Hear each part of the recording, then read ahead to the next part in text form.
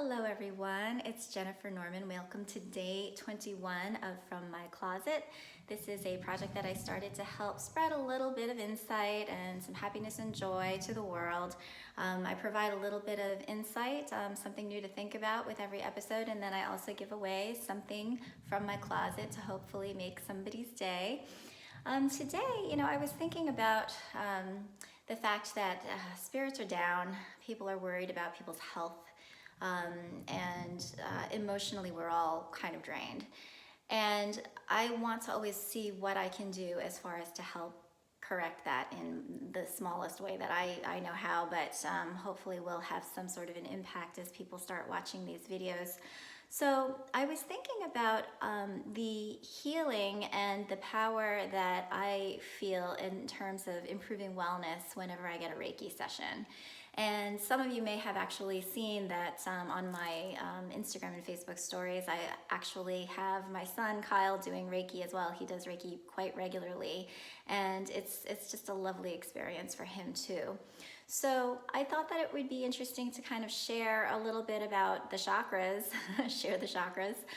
For those that aren't familiar with them or don't really practice Reiki medicine or Reiki healing on a regular basis, many of you can probably, tune out because I know that you're extremely well versed in Reiki as well as the chakras and can school any of us any day. But this is pretty much just what I've learned so far and what my experience has been, and hopefully there's something in it for everybody who's watching. And because essentially what happens is if we treat our bodies as a whole bioenergetic field and understand that there are certain aspects within our bioenergetic fields that we can easily identify and pinpoint and become self-aware of whether or not they're in balance or whether they're blocked or whether they're overactive, then we can help course correct, and that will get us to a place where, perhaps emotionally, physically, and spiritually we'll be much more aligned and centered and able to withstand a lot of the adversities that are coming our way. So what I did was I printed out this handy dandy and very simple 7 chakras chart, and you'll see that the 7 chakras, which are identified here, and I've numbered them in each of the colored bubbles, is associated with each of the chakras. And so the first chakra is the root chakra, and then it goes all the way up to the crown chakra. You'll see that each of these 7 chakras is identified by a color of the rainbow, and that's no coincidence. According to color theory and the fact that light vibrates at certain frequencies in order to give us these colors, the colors are very much aligned and associated with what's going on in these particular realms, if you will. So starting with the root chakra, this is what we would consider kind of our tribal instinct. It's something that we develop between the ages of 1 and 7 years old, and it's really all about our relationship with the tribe. It's how we fit in, it's our acceptance, it's our roots. And so when it's in balance, you essentially feel a sense of safety, you feel a sense of security, you're centered, you're grounded, and you're just happy to be alive. If you feel like it's blocked or if there's a blockage there, then you'll know it because you'll be fearful, you'll feel anxious, you'll feel unsure, potentially financially unstable, and then ungrounded. You might have this sense that you don't fit in, you're kind of, your roots aren't firmly planted. If it's overactive, then there could be a tendency for you to get attached to things. You might be greedy, you might have a lust for power, you might be aggressive, materialistic, and cynical. And so the root chakra is pretty much identified by the phrase, I do. So this is pretty much like the very fundamental, the very base of our existence would be considered the root chakra. The second chakra, which is identified by this orange circle, is in the womb space. And so that is the area that is all about one-on-one relationships. And so you'll hear people talk about this being about passion or about sexuality. When you are in balance with your sacral chakra, then you are creative. If you think about the reproductive area, it's all about creating, isn't it? You've got a healthy libido, you're optimistic, and you're open. If it's blocked, then you may have a low libido, you might have a fear of intimacy, you may not be creative, or you may feel isolated. If it's overactive, you might be over emotional, fixated on sex, hedonistic, and manipulative. And the sacral chakra is identified by the phrase, I feel. So the third chakra, which is here, is in yellow, is the solar plexus. And so that's kind of at the gut. It's about 2 fingers down from the belly button. And that is the area where you're identifying with self. It's all about your self-perception and your esteem. So when it's in balance, then you're confident, you feel like you're in control, you have personal power, you have a sense of drive and a good self-image. If it's blocked, then you may have low self-esteem, feel powerless, you might have an inferiority complex. If it's overactive, then you might feel power hungry, domineering, you might be a perfectionist, or you might be critical. And this particular chakra is denoted by the phrase, I can. The fourth one, and this one is a very important one, the heart chakra, is this one in green right at the heart.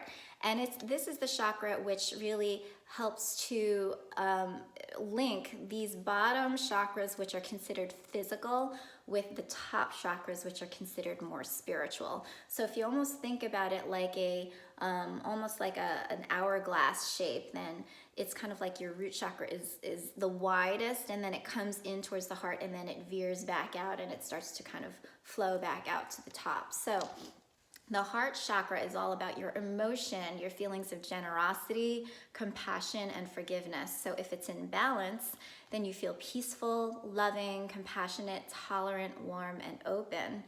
If it's blocked, then you may have a lack of empathy, you may feel bitter, hateful, you may have trust issues, and you may be intolerant. And then if it's overactive, you might feel jealousy, codependency, you might feel self-sacrificing, or you may give too much. And the heart chakra is notated by the phrase, I love. So far, I do, I feel, I can, and I love.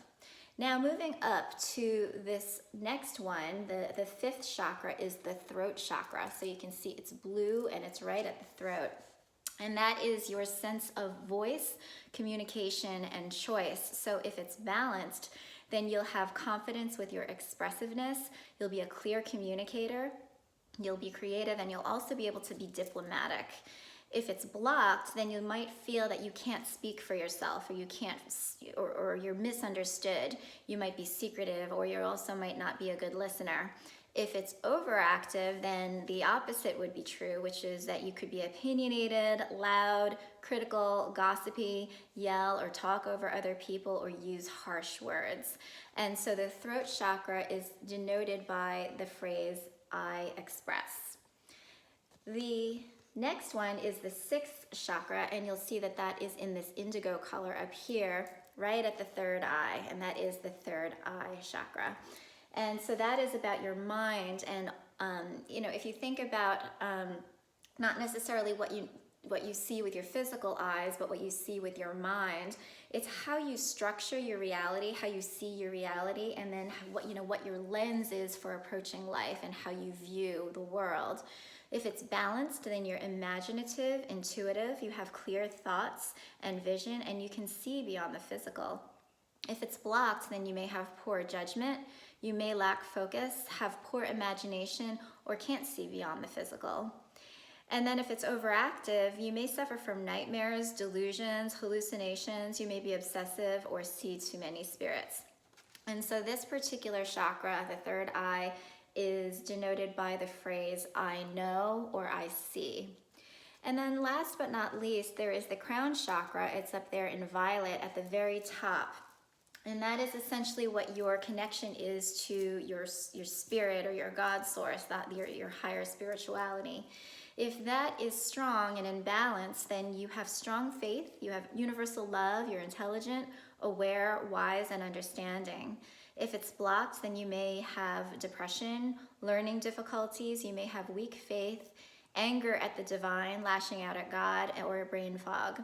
If it's overactive, then you could be overly dogmatic, judgmental, you may have a spiritual addiction, or you may be ungrounded.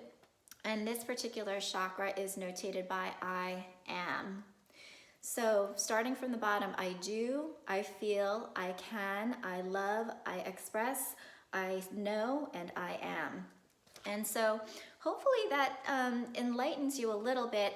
It's interesting because I heard the phrase today, your biology is your biography. It's essentially the idea that the chakras provide a roadmap for you, and it's almost like this bioenergetic open book, so that you yourself can be able to identify those conditions within you. Sometimes it's easier to have somebody else look at them for you because you have emotion tied with you. It's always harder to kind of self-diagnose yourself. It's easier when you've got somebody acting as a sounding board or a mirror to reflect what you are, or how you kind of show up in the world. So I encourage you to maybe do a chakra exercise with some people that you love that would give you objective opinions, and use a sense of humor about it all. It's really meant to be fun. It's not meant to be critical. It's all in the spirit of self-improvement, and for us to try to align ourselves and be well from multidimensional aspects. And then lastly, the most important thing I think in all of this is to recognize that we are all so extraordinary, and a lot of us don't even realize it. We have so much power within us. There is nothing ordinary about any of us, that we have the ability to self-heal and self-improve, and then also use that capability to kind of spread out and heal the world as well. So I hope that helped. I hope you enjoyed that talk. And so now I'll turn it over to the giveaway. I actually thought that I would provide a giveaway today of something for the eyes, something that it's not prescriptive glasses or anything, but it's actually a pair of Gucci sunglasses, and they come in the original case. I'll open these up. I actually really adore this shape, but the reason why I'm giving them away, I will be perfectly honest with everybody, is that they do have a bit of a scratch on them. So I don't really wear them that much anymore because they are scratched, but you can see that, I don't know if you can see the actual logo on there, but these are Gucci.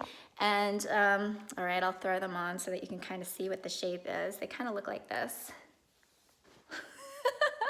You can see my ring light in the way. And they come with the case as well as a little dust cloth. So if anybody's interested in these glasses, just let me know and provide your shipping address. The first one to do so will get them completely free. Shipping is included. And always remember, once I send these to you, you can do whatever you want with them. You can keep them, you can gift them, you can sell them, you can upcycle them, you can do whatever you want. I would just be delighted to be able to give you something and to spread a little bit of happiness and joy to everybody at this time. So with that, I will sign off, and I will see everybody tomorrow. Take care.